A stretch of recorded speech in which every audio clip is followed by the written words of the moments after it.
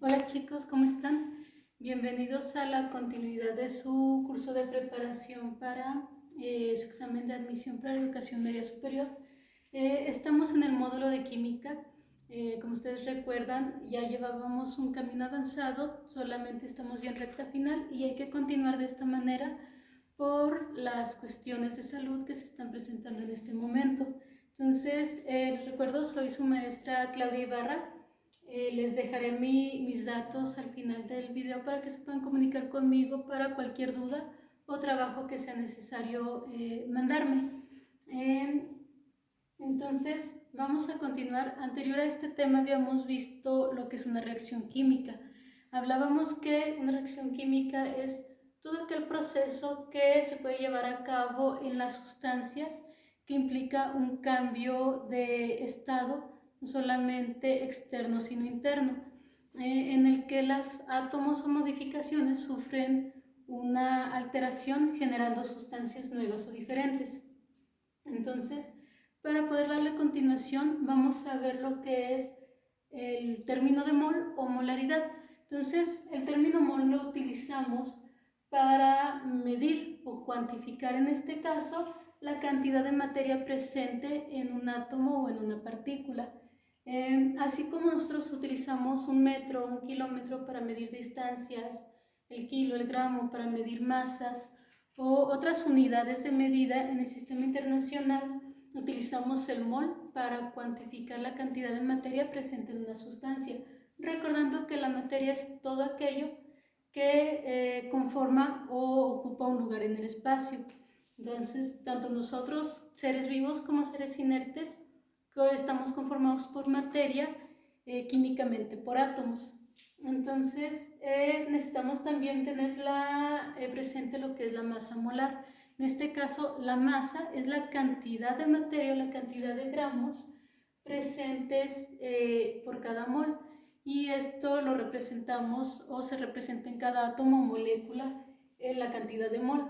Por lo que necesitamos conocer también la constante de Avogadro. La constante de Avogadro es una medida que ya no cambia, que ya está cuantificada y que nos dice que en cada átomo, en cada partícula, así sea el átomo más pequeño como es el hidrógeno, a uno muy grande como puede ser el del oro, todos van a tener sin excepción una cantidad de 6 por 10 a la 23 átomos, moléculas, partículas indefinidamente. Entonces, la constante de Avogadro nos dice la cantidad de partículas presentes en cada mol. Para esto necesitamos cuantificar, o nos sería de mucha utilidad poder cuantificar la masa molar de cualquier átomo o de cualquier sustancia. Entonces, para poderla cuantificar, por ejemplo, tenemos una molécula muy sencilla, como es la del agua. Entonces, en esta molécula contenemos 2 átomos de hidrógeno y 1 de oxígeno. Entonces, nosotros vamos a multiplicar estos 2 átomos de hidrógeno por su masa atómica. Recuerden, chicos, que para esto es indispensable contar con su tabla periódica a la mano. Entonces sabemos que la masa atómica del hidrógeno es de 1. Entonces vamos a multiplicar 1 por la cantidad de átomos que tenemos, que es 2, nos va a dar un 2.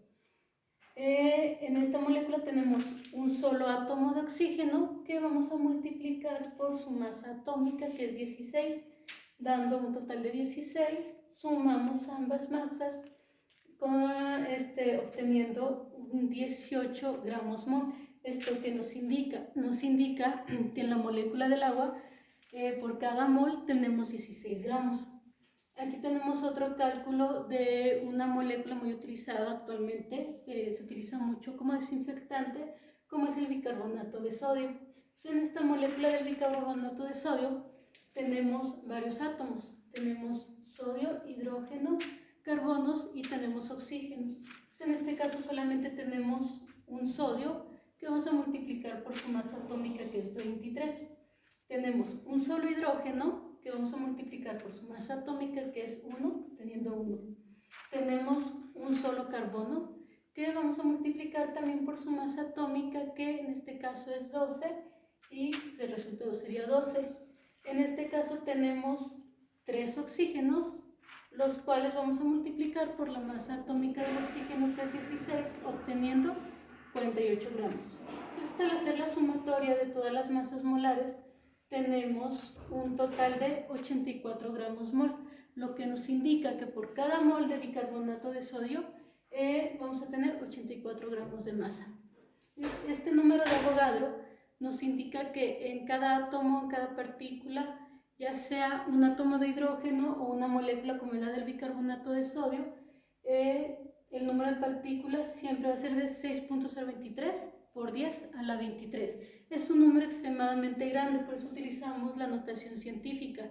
No vamos a colocar un 6,00023 ceros, porque sería muy difícil cuantificar este número. Recuerden que las bases o las notaciones científicas nos ayudan a simplificar números extremadamente grandes. Entonces, una vez que tenemos claro que el mol es la unidad de medida para cuantificar cantidad de sustancia presente, vamos a pasar a las reacciones de oxidorreducción o conocidas como redox. En este caso, una reacción de oxidorreducción son todas aquellas, como ya mencionábamos antes, una reacción química, donde tenemos un átomo o una molécula que al momento de entrar en contacto una con la otra, una va a ganar y la otra va a ceder electrones. Entonces hay un intercambio entre ellas. Entonces en este caso, los electrones van a estar moviéndose de una molécula a la otra. Por ejemplo, si tenemos aquí una reacción como sería la de un hidrocarburo en presencia de oxígeno, nos va a generar un dióxido de carbono más agua. Pero para eso antes, ya mencionamos que se tiene que dar un intercambio de electrones entre los átomos o moléculas participantes. Para que se lleve una reacción, ya se lleve a cabo una reacción de oxidorreducción, necesitamos dos agentes. Necesitamos un agente oxidante, que es el que va a ganar los electrones, y necesitamos un agente reductor, que es el que va a ceder esos electrones, que va a ganar el agente oxidante. Entonces, una vez que el agente, molécula o elemento que gane electrones, este se va a reducir. Se le llama que se reduce porque está aumentando su carga negativa. Entonces, gana electrones, se queda con carga negativa y se le pasa o forma lo que se le conoce como una base. Tenemos también un agente reductor, molécula o átomo, que es el que va a ceder los electrones. Entonces, cuando cede electrones, obviamente está perdiendo cargas negativas, se queda con carga positiva y se le llama que se está oxidando y se le está o pasa a formar un ácido. Entonces, aquí depende muchísimo en la tabla periódica. Recuerden que tenemos algo que se le conoce como electronegatividad, que es la fuerza con la que se jalan los electrones. Entonces tenemos nuestros elementos de la tabla periódica, los del grupo 1A, 2A y todos los metales que son muy fáciles o tienen una capacidad muy alta para ceder electrones. Entonces ellos al momento de unirse regularmente a un anfótero o al momento de separarse, ellos pierden esos electrones. Entonces ellos al perderlos se estarían convirtiendo en ácidos, mientras que por el lado contrario, todos los elementos del 3 al 7A, que son los anfóteros, o ya tienen una electronegatividad más grande, tienden a ganar esos electrones, a arrancarlos o quitarlos, y por lo tanto se están reduciendo, convirtiéndose en bases. Hay algunos casos donde ciertos elementos tienen la capacidad tanto de oxidarse como de reducirse al mismo tiempo. Estos se les llama anfolíticos. Entonces, vamos a ver aquí un ejemplo. Una de las reacciones más comunes que regularmente no nos damos cuenta, pero que se llevan a cabo todos los días. Ahorita afortunadamente por el proceso de salud que estamos pasando está un poquito reducido, pero tenemos el octano. El octano es un hidrocarburo que se utiliza para generar o para producir la gasolina o el combustible que utilizan la mayoría de los vehículos con los que nos transportamos. Tenemos el octano, que está formado por una molécula de carbono, perdón, aquí son 8 moléculas de carbono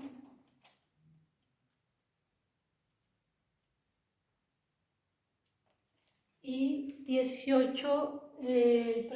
8 átomos de carbono, 18 de hidrógeno, que en presencia del oxígeno, que es el aire del que nosotros nos sirve para vivir, en presencia del oxígeno, genera otra molécula denominada dióxido de carbono. El dióxido de carbono lo generamos también los seres humanos y este es un contaminante que está destruyendo la capa de ozono. Una vez que genera dióxido de carbono, genera también moléculas de agua o vapor de agua. Regularmente esta agua la genera en forma de vapor o en forma gaseosa.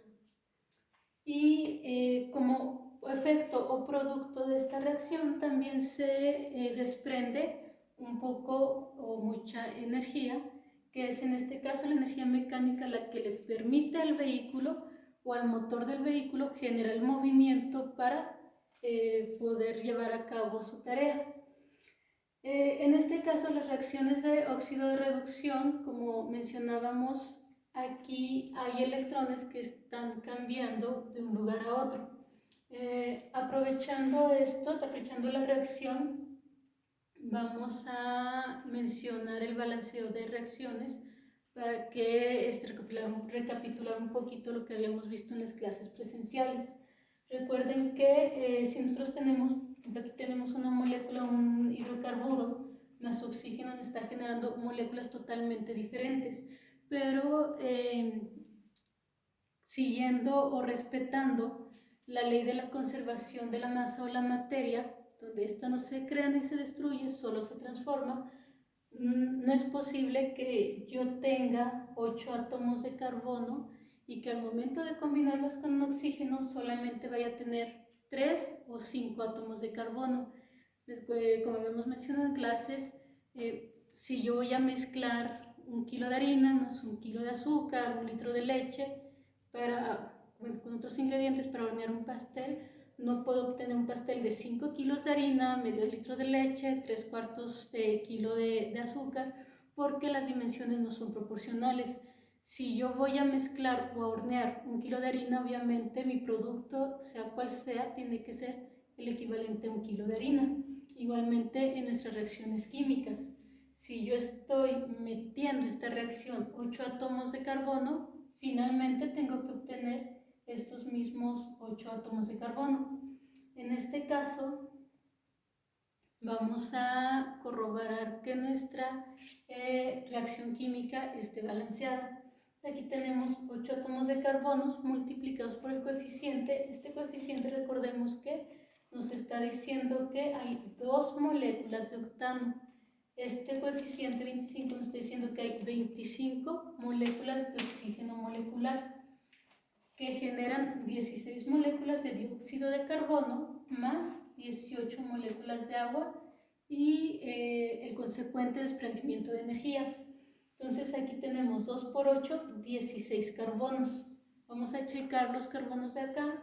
Este carbono solamente tenemos 1 por 16, tenemos balanceado el carbono. Tenemos aquí 18 átomos de hidrógeno que multiplicados por 2 nos va a dar 36. Entonces vamos a checar aquí el hidrógeno. Aquí tenemos 2 átomos de hidrógeno que multiplicado por su coeficiente 18 nos da también 36. Tenemos también oxígeno. Tenemos el oxígeno molecular multiplicado por 25 nos da 50. Entonces aquí tenemos el 2, tenemos 2 moléculas, 2 átomos de oxígeno multiplicado por 16 nos da 32 átomos. Aquí también tenemos presente el oxígeno en esta molécula. Aquí nos quiere decir que hay 18 oxígenos, porque este 18 nos indica que hay 18 moléculas. 18 más las 32 de átomos del dióxido de carbono nos genera un total de 50 átomos de oxígeno.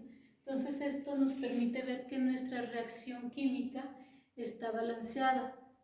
Es muy importante tener esto siempre en cuenta cuando realicemos alguna reacción química, saber que si yo meto un átomo de hidrógeno no puedo generar dos. A partir de 1 kilo de azúcar no puedo generar 2 de harina.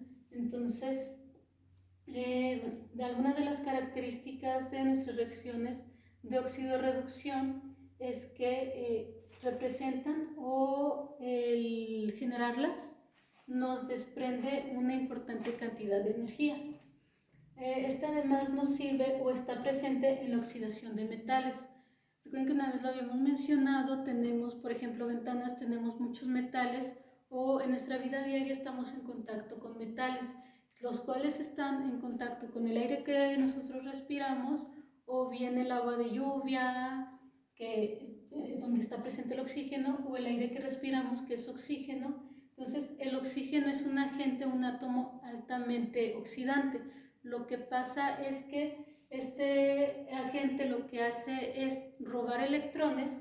Recordamos que el oxígeno se encuentra en el grupo 6A de nuestra tabla periódica.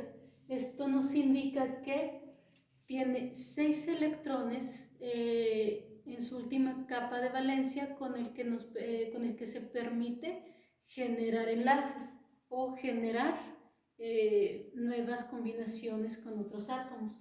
Entonces le faltan 2 electrones para alcanzar la regla del octeto, que como ya lo habíamos mencionado anteriormente, es como un estado de plenitud para un átomo. Una vez que un átomo alcanza 8 electrones en su última configuración electrónica, se puede decir que ya no necesita combinarse más, no necesita reaccionar con nadie más, y esto solamente lo logran o esta plenitud solamente la tienen hasta ahora los gases nobles. Entonces tenemos el oxígeno, que tiene 6 electrones en su última capa de valencia. Le faltan 2 para completar su regla del octeto, que además, al estar muy cerca de los gases nobles, tiene una alta afinidad electrónica y una alta electronegatividad. Esa electronegatividad le permite jalar electrones hacia él, que obviamente al ganar electrones se queda con carga negativa, generando o comportándose como un anión. Entonces, una vez que gana cargas negativas,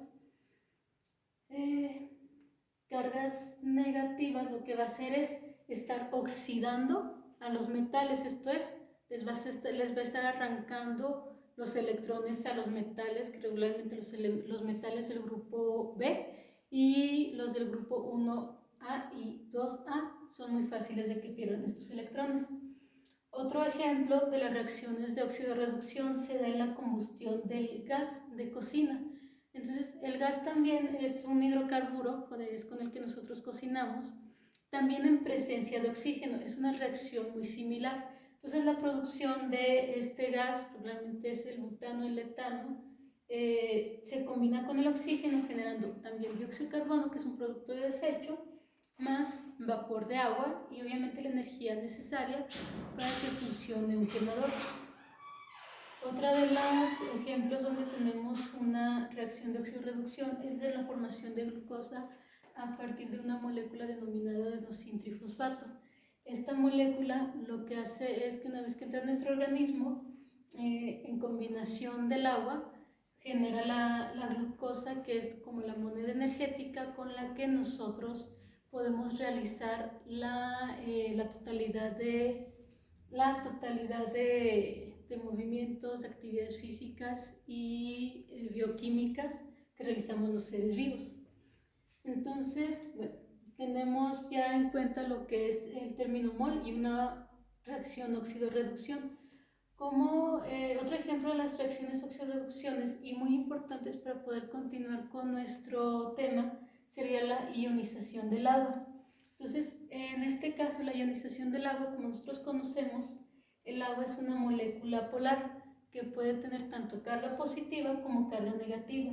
Lo que pasa aquí, como ya mencionamos, tenemos el oxígeno, que tiene 6 electrones en su última capa de valencia, y tenemos el hidrógeno que se encuentra en el grupo 1A, que nos indica que solamente tiene un electrón. Este electrón es el que le permite formar un enlace, unirse a un electrón del oxígeno. Este electrón del hidrógeno se une con el electrón del oxígeno, formando una molécula del agua.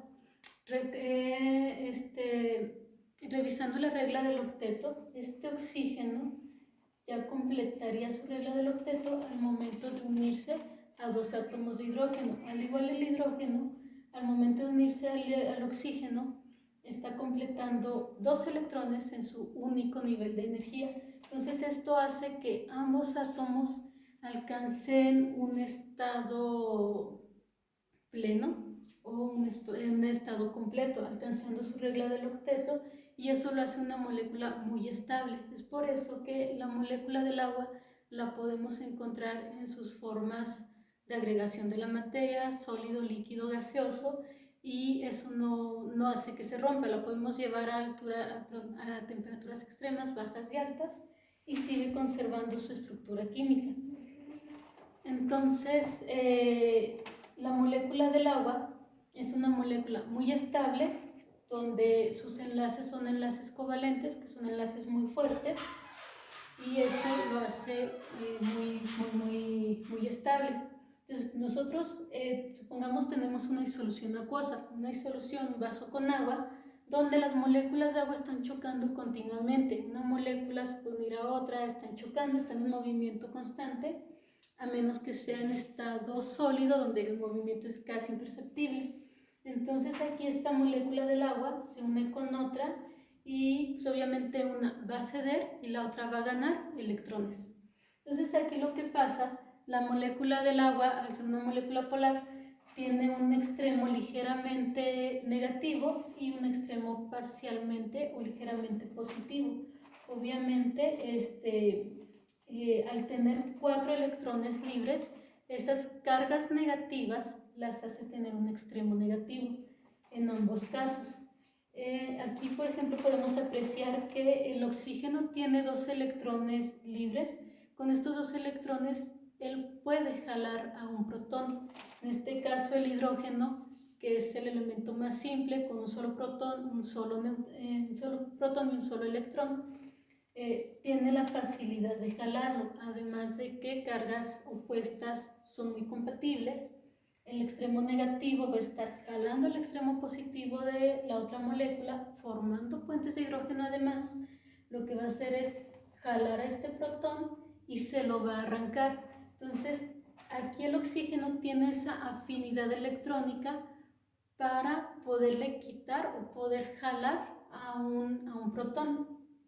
Entonces, lo que va a hacer es jalar el protón, convirtiéndose esta molécula. Tenemos el mismo oxígeno que ya contenemos aquí, tiene sus 2 átomos de hidrógeno unidos a él, pero con este par de electrones libres lo que hace es, esa fuerza negativa jala al protón y hace que se una a él. Cuando esto ocurre, obviamente, el oxígeno está ganando una carga positiva, porque el hidrógeno, obviamente, en el momento de ser, el oxígeno no pierde electrones, tiene una configuración electrónica muy alta, pero una afinidad electrónica muy alta, que al momento en que haya una ruptura atómica, el oxígeno regularmente nunca va a ceder uno de sus electrones o nunca los va a repartir.